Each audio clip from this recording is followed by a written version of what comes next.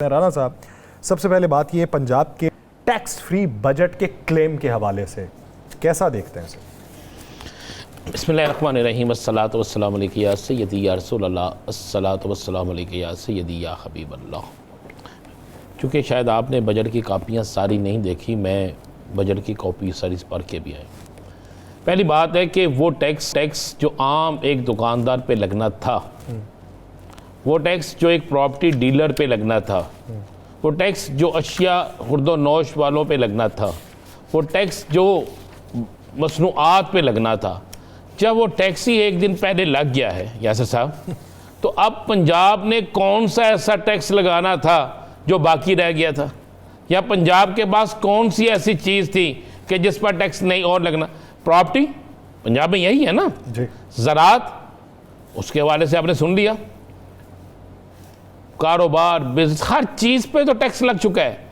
इस पूरे बजट में, चाहे वो किसी का भी बजट है, इस पूरे बजट में जो सबसे ज़्यादा चीज़ हिफ्ज़ हो गई है ना, जो याद हो गई है, जिससे हमने अपने जहन में ज़हन नशीन कर लिया है, वो है जनाब टैक्स कितना देना है।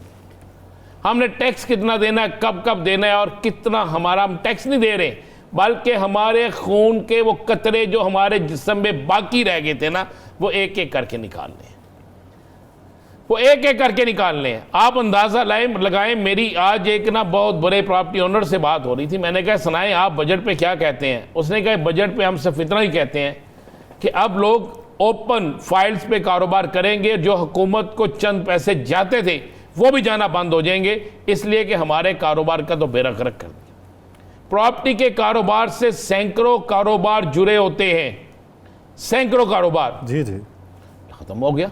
उसके बाद आप ज़रा गौर करें, आज का जो बजट पेश हुआ है, आज का बजट नहीं था। आज एक तकरीर थी जो मौला जट टाइप थी, और दूसरी तरफ अपोजिशन थी नूरीना टाइप। आज तो ये मामला था, आज तो मैंने देखा जो जितनी ज़ोर से बोल रहा था उसके लिए उतनी तालियां बज रही थी। भाई अवाम बजट सुनना चाहती है, अवाम ये सुनना चाहती है कि जनाब आज हमें क्या क्या राहत मिली है। और दूसरी, यासर साहब आपने बड़ा शोर डाला हुआ था, आपसे भी सब्र नहीं हो रहा था। 200 यूनिट सोलर मिलेगा, 200 यूनिट बिजली फ्री मिलेगी। आज आपने बजट में सुन लिया कितनी फ्री बजट है, बिजली है? 100 यूनिट से नीचे वाले सार्फिन के लिए, और 100 यूनिट से नीचे वाला तो आपने रहने कोई नहीं दिया। मुझे बता देना कौन है 100 यूनिट से नीचे वाला, बता देना। और बेचारे लोग तो चीखें मार रहे हैं, रो रहे हैं, चीख रहे हैं, चिल्ला रहे हैं। मैंने FIA के एक जुम्मेदार शख्स से कहा, मैंने कहा यार ये क्या ड्रामा चल रहा है यासर, क्योंकि मेरे पास एक स्टोरी आई, वो स्टोरी इंशाल्लाह पीर वाले दिन डिस्कस करेंगे। पीर को तो ईद है, ईद के शो गुजर लें, फिर डिस्कस करेंगे कि वाकई वापडा वाले किस तरह खरबपति बने हैं, कौन बिजली चोरी कर रहा है। भगवानपुरा सर्किट की मेरे पास आई स्टोरी कि भगवानपुरा सर्किट में 3 ऐसे अफराद हैं जो खरबपति हैं और जिन्हें FIA भी नहीं पकड़ सका। इसलिए नहीं पकड़ सका, सुनने में आया कि बहुत से लोग मिले हुए थे नीचे से, ऊपर से नहीं मैं कह रहा। तो मैंने आला अफसर से पूछा, उन्होंने कहा जी, मैंने कहा जी मुझे बताएं, मेरे घर तो सोलर लगा हुआ है, उसके बावजूद मुझे 27,000 बिल आ गया, 1 मीटर का, दूसरे मीटर का इतना बिल आ गया, तो सोलर का क्या फ़ायदा? उसने कहा इसी चोरी को तो हम पकड़ रहे हैं कि ये कर क्या रहे हैं, चोरी कोई और करता है और बिल आप लोगों पर डाल दिया जाता है, फिर सोलर का क्या फ़ायदा? अब आप बड़ा जोशो खरोश से रोज़ाना बैठ के यहाँ पे बड़ी तायद करते थे और बड़े खुश थे, और सबको कह रहे थे अरे तगड़े हो जाए, 200 यूनिट फ्री हो गया, समझो सानू सोलर मिलने लगा है। अब लेके दिखाइएगा ना, मुझे बताइएगा कितने पाकिस्तान में लोग हैं जिनके 100 यूनिट से कम यूनिट चलते हैं। मुझे 100 यूनिट से कम चलते किस तरह है?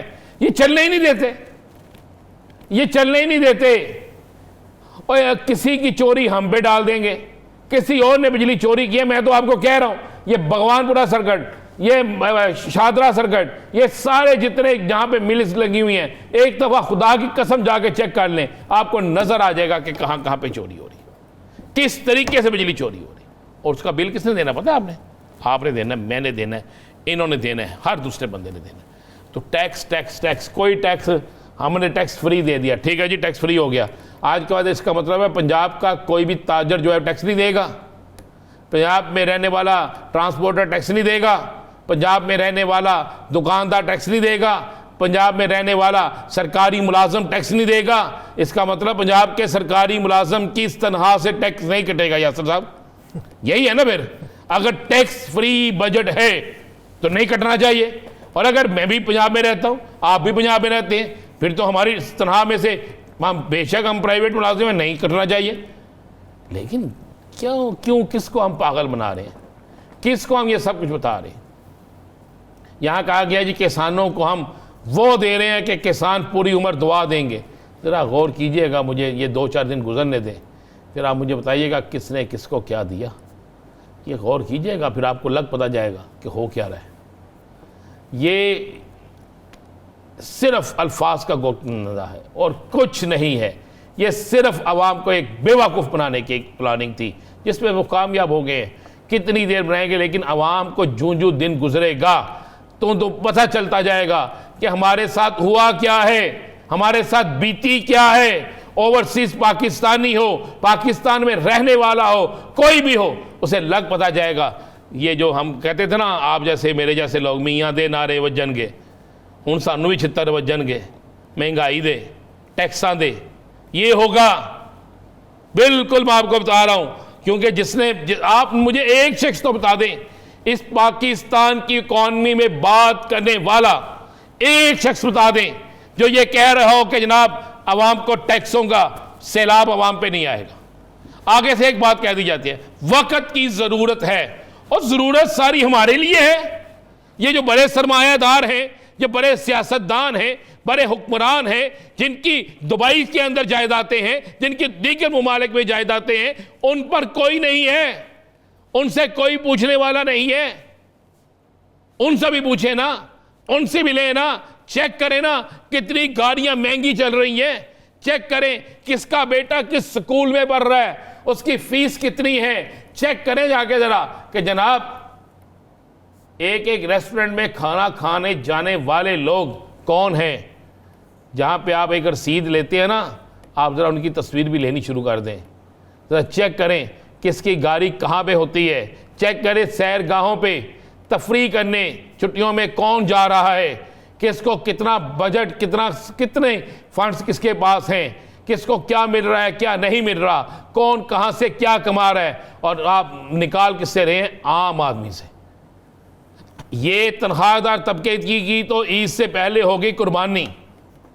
अब ये दूसरी कुर्बानी जो है ना, वो उन लोगों की है जो बेचारे बड़ी मुश्किल से अपनी एक जमा पूंजी जोड़ते थे, बैंक में रखते थे, बेटी की शादी के लिए, बुढ़ापे के आसरे के लिए, माँ के इलाज के लिए, बच्चों की एजुकेशन के लिए। अब वो भी रखना छोड़ देंगे क्योंकि का अपने पास रहने नहीं देनी।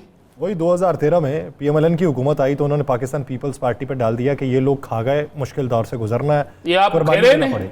2018 में जब पाकिस्तान तहरीक इंसाफ की हुकूमत बनी तो उन्होंने कहा जी ये दोनों खा गए तो मुल्क मुश्किल दौर से गुजर रहा है, कुर्बानी देना पड़ेगी। उसके बाद ये PDM के मिलके आ गए और इन्होंने कहा जी PTI खा गई तो मुल्क मुश्किल दौर से गुजर रहा है, कुर्बानी देना पड़ेगी। अब दूसरी बार आ गए हैं तो पीछे देख रहे हैं, कदमों के निशान तो अपने, अब बैठे बातें कर रहे हैं हम सब मिलके खा गए, आवाम को फिर से कुर्बानी देना पड़ेगी और आवाम के लिए मुश्किल वक्त। मैं ये एक बात बताएं, 10 लाख का हेल्थ कार्ड मिला जी, यंगस्टर को लोन मिला, संदें लगी, एक्सपोर्ट बढ़ी, आपके मुल्क में टैक्स भी बढ़े, रेमिटेंसेस में भी इजाफा हुआ, सारा कुछ हुआ। तो वो कोई बानी तहरीक इंसाफ इमरान खान के पास कोई जादू तो नहीं था।